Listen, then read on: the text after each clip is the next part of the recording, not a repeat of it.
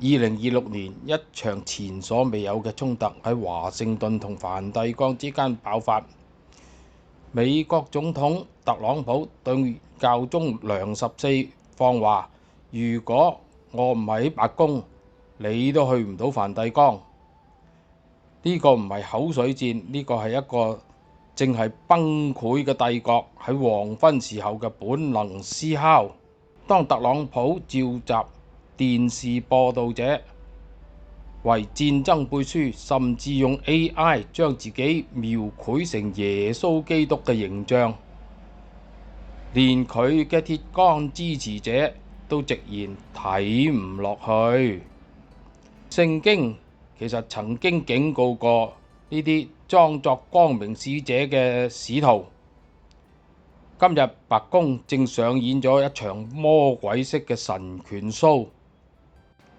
教宗選擇咗唔作正面爭論，但對於一個信奉拔槍解決問題嘅帝國嚟講，道德嘅重量早已輕於鴻毛啦。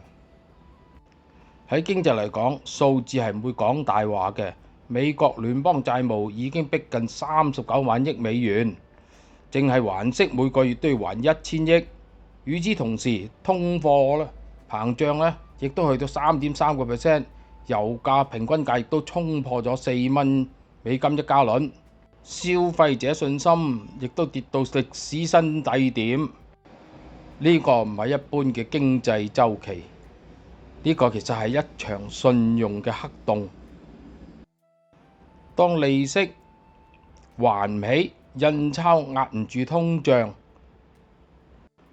借新還舊嘅龐氏騙局已經走到咗盡頭，而特朗普正在呢場崩潰嘅加速器。面對住一頭受傷嘅困獸，中國選擇咗定力，因為核霸權嘅瞬間崩塌將會俾世界帶嚟不可預測嘅災難。分散風險，推動非美元結算，維護文化嘅定力。中國提供嘅係一個比西部牛仔更理性、更可預測嘅替代方案。呢個唔係奪權，呢個係一場文明嘅韌性嘅長跑。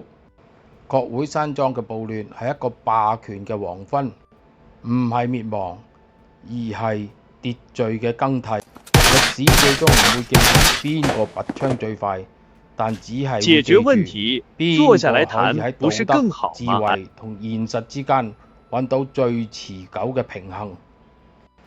願世界上所有國家都可以和平穩定繼續發展，遠離戰爭。